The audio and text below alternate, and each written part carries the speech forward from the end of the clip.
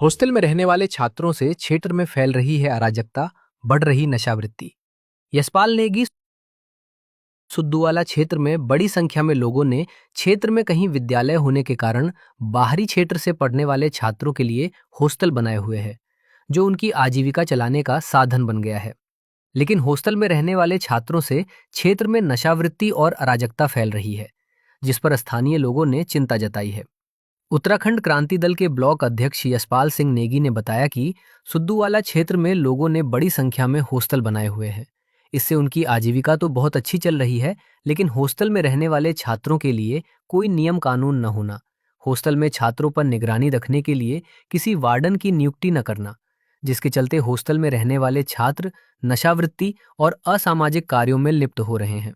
इससे क्षेत्र में रहने वाले बच्चों पर बुरा प्रभाव पड़ रहा है और क्षेत्र का माहौल भी खराब हो रहा है, जिस पर नियंत्रण लगाना बहुत जरूरी है। मैं ये बोलना चाहता हूँ शासन प्रशासन का, आप लोगों के जरिए मतलब शासन प्रशासन तक ये बात पहुंचाना चाह रहा हूँ कि इस सहसपुर क्षेत्र के अंदर जितने भी हॉस्टल है, नियर बाई जितने भी कॉलेजेस के आसपास जितने भी हॉस्टल बने हुए हैं, एक तरह से ये अपराध के अड्डे बन चुके हैं। यहाँ बिना केयरटेकर के संचालित हो रहे हैं। रात बिरात कौन आ रहा है कौन जा रहा है कोई किसी का कुछ पता नहीं। ये नशे और देह व्यवहार के मतलब एक तरह से धंधे मतलब पनाह पनाहगार बोल सकते हैं कि मतलब पनाह है इन जगहों में, क्योंकि यहाँ कोई बोलने वाला नहीं, जीतने वाला नहीं।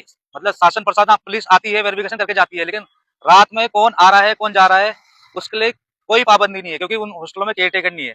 तो मेरा ये कहना है उन हॉस्टल वाले मालिकों से भी और अपनी ग्राम सभा के प्रधान से भी और ये जितने भी हमारे पुलिस प्रशासन है कि कम से कम उन सब हॉस्टलों में एक केयर टेकर हो जिसकी जिम्मेदारी हो उन बच्चों को संभालना कि कौन जा रहा है क्या जा रहा है कैसे जा रहा है, और उसकी नेम प्लेट उस हॉस्टल के बाहर लगी रहनी चाहिए, ताकि अगर कोई अड़ोसी पड़ोसी आम जनमानस सोच रहा है कि मतलब वहां पे हल्ला हो रहा है तो कम से कम उसे बता सके।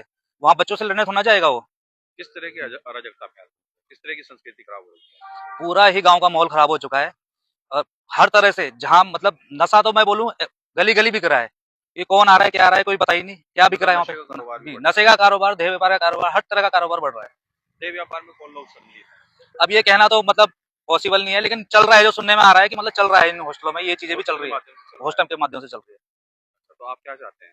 मैं चाहता हूँ शासन प्रशासन से और पुलिस प्रशासन से यही मेरी एक मांग है कि कम से कम बिना केयर टेकर के जो भी हॉस्टल संचालित हो रहे हैं उसमें तुरंत पाबंदी लगाई जाए, रोक लगाई जाए और उसमें भारी जुर्माना लगाया जाए, ताकि एक केयर टेकर तो उसमें बिठाए कि कौन 10 बजे के बाद उनकी एंट्री बंद होनी चाहिए, ताकि कौन अंदर जा रहा बाहर जा रहा उसका मतलब एक लेखा जोखा होना चाहिए।